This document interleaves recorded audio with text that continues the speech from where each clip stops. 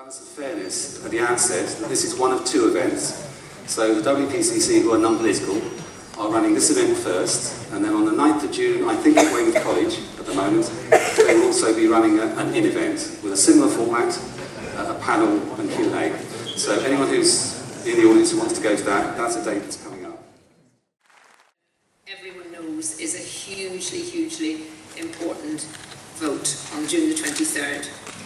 And I'm particularly pleased to be here and to share a platform with people from different political parties, because, you know, this is one issue that, whatever anyone says, is an issue that absolutely crosses the party political divide. And it is so important that anyone who feels strongly about this is prepared to work with anyone else who feels strongly about this all over the country. And that's what we've been doing up and down the country over the last few weeks and over the next few weeks, because we need to make sure that no one feels that they're not being represented, which is why, as a Labour MP, I'm very proud to be following in the tradition of people like Barbara Castle, Tony Benn, Peter Shore, a whole range, Hugh Gates School of people who were very clear when we joined what was then the Common Market back in 1973, that was going. They warned what would happen. They warned that it was a loss of our democracy. They warned of all the things that we now have seen have happened that would happen. And they were very right then. And I'm very proud that there are some of us still in the parliamentary party who feel just as strongly about the anti-democratic nature of the European Union.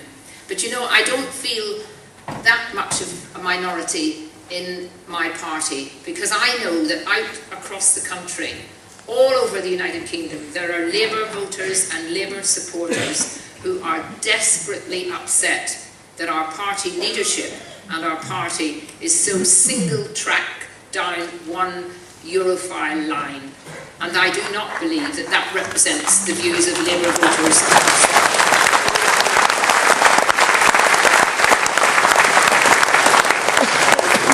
I love the United Kingdom. I come from Northern Ireland. That part of the United Kingdom has got a link here of Northern Ireland tonight with Tim and with Richard having served there. But I care very much about the United Kingdom. And I have seen how, since we joined that common market, remember, nobody was asked, did they want to join? You never got a vote to join.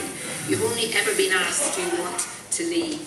And I've seen the way that treaty after treaty, which some of us tried to oppose, and I actually was sacked by John Smith when I was in the shadow front bench team when I voted against the Maastricht Treaty way back in my early days as a Member of Parliament. And we have seen how each treaty has gone through, changed irrevocably the way the European Union has worked, and has actually ended up happening without anyone in the United Kingdom having a say. And I want to pay tribute to Nigel, because, you know, I know it was in theory, I suppose in practice, David Cameron, who's actually given us this referendum. This referendum would not be happening without one of us.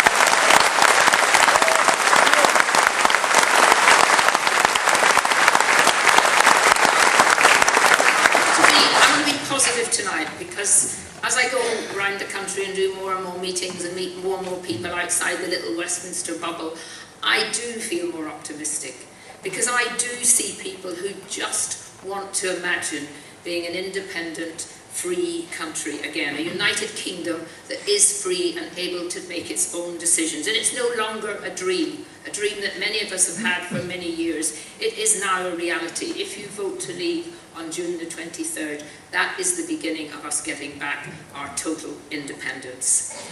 Now, as we see the Prime Minister desperately trying to frighten us all, and it really is, every morning you're waking up and think, what is it today? And we saw you know, we've seen all the predictions in the last week, but I'm pretty clear that is because the Remain side are getting frightened that they're going to lose. I think they really did think that this was going to be a shoo-in. I think they thought that the power of the media, the power of the bankers, the power of the economists that they could wheel out, the power of people like Obama and other international leaders being brought in to tell us what the British public should do. I think they've forgotten what the spirit of the British public is, and that is not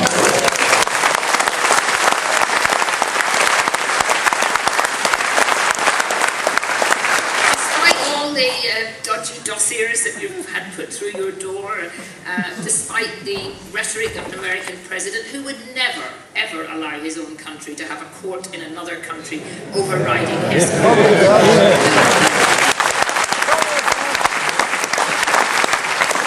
certainly never would allow open borders with Mexico, which is one of the countries he has a free trade agreement. And when I went to America recently, to Washington, we met a lot of Democrats and Republicans who basically said that they really knew that it would make no difference to the relationship between us and the United States if we were to leave. And I think David Cameron actually did the country a real disservice the way he stood there and let Obama tell us what we should do.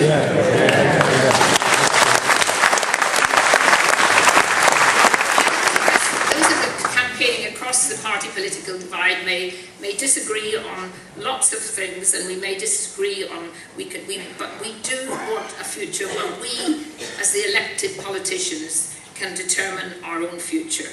And we need to be able to make that decision in our own parliament, because we know that if the public don't like it, they boot governments out. And that's what democracy is about. So I have no fear, and it keeps being said to me by some of my Labour colleagues, oh, but you know, all these terrible things that a Conservative government would do if we were to leave the EU. What about all the protection that the EU gives us? Well, you know, most of the rights that we've got, both at work and in our social life, have not come from the European Union. You know, equal pay came from struggle in Dagenham long before we were even members of the common market. So and the important thing to remember is, as has already been said, those unelected commissioners who are mostly, practically always, failed politicians. They're appointed by their governments to sort of say sorry to them when they've been kicked out, like Peter Mandelson or some of the others. And they all now have a huge pension from the European Union. And when they leave being a commissioner, they sign that they will not bring the European Union into disrepute. So of course they're not going to come out and say anything about leaving the European Union. And I believe that those campaigning to remain are genuinely betraying our country, showing that they have a lack of confidence in our own country. They say that we're too small, we're too weak, we could never be, we'd be isolated, and yet they forget that we're the 5th largest economy in the world, we're the 4th largest military nation, English is the language of the world, and if we were to leave, we could renew some of those great relationships we had with the Commonwealth.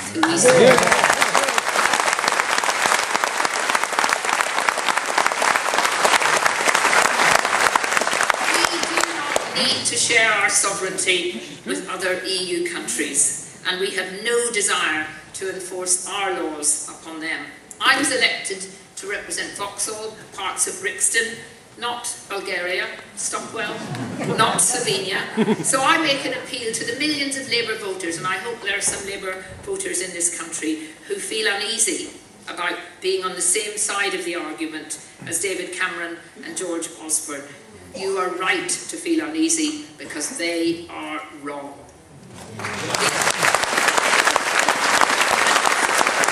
I make sure that I put a little bit in about the left view of the European Union. You know, the European Union would actually prevent a future Labour government from renationalising our railways. But if we leave, we can make that happen. We're going to see the directives coming through that's going to make all the European Union countries have to privatise their railways. And Jeremy Corbyn has said that he wants to renationalise our railways. And you know, I've had a pretty good journey down from London today, but it did take rather a long time. And it is actually dreadful that we can have a manifesto and a Labour leader saying he wants to do these things, which many of you here, even if you're actually Conservative voters, might well want to do. But we couldn't do it under the EU rules. And the EU hinders our powers to support British industries, like steel. But leave and we can make that happen. It imposes laws that actually makes it harder to enforce the minimum wage fairly when we have migrant labour coming in, pushed by the big multi-corporations and businesses which undercut wages. Leave and we can change that. And of course, if we leave, we can get control of our borders back. We don't want to stop immigration. Many of us here are products of immigration. But we as a country, just like the United States, just like every other country that's not part of the European Union, can actually control who comes into their country. What is wrong with that? What is wrong with being able to say who you want to come into your country, the skills that you need, and why you want to have those people in? And again, as I mentioned, that would be terribly important to people in my constituency who come from the Commonwealth countries and who find it almost impossible to get a relative in from India or from the Afro-Caribbean countries, from Jamaica, for weddings, never name bring them into the country because so much priority goes to the European Union. There's always been a tradition in the Labour Party that has rejected the anti-democratic restrictions of the EU, and Tony Benn has spoken passionately over the years about losing control to this unaccountable body. We see with TTIP, this discussion that's going on between America and Europe about getting a transatlantic trade partnership, which without doubt, if it went through, would give the global corporations real power over our democracy, power to actually sue governments if they weren't able to get in to be able to compete with the National Health Service or other public services. So anyone who is on the left or on the right or in the middle or nowhere and opposes TTIP has to see that the only way we can be clear and absolutely definite that we will not be taken into a TTIP agreement would be to vote leave on June the 23rd.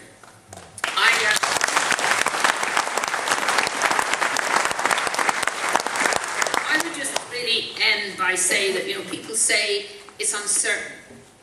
What are we worried? Terribly uncertain. At least we know what we've got. You are not voting. If you vote to remain on June the 23rd, you are not voting for certainty. You're not voting even for the status quo of what's there now.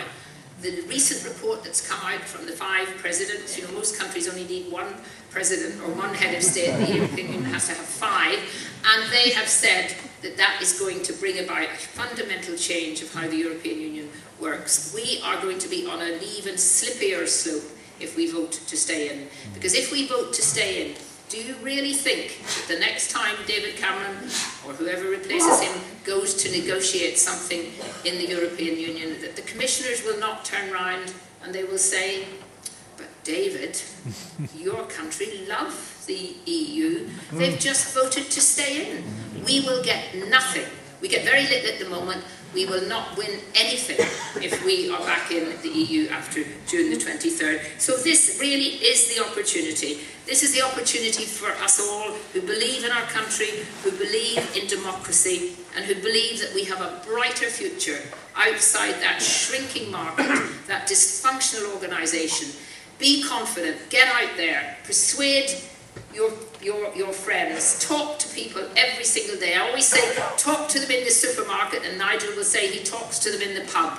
But we must get out there and talk to people, because I have discovered that there are so many people who really want to be convinced. They feel emotionally that they want to vote to leave, and they just need that little bit of extra confidence. We can give them that. Let's go out, let's do it on June the 23rd for the future.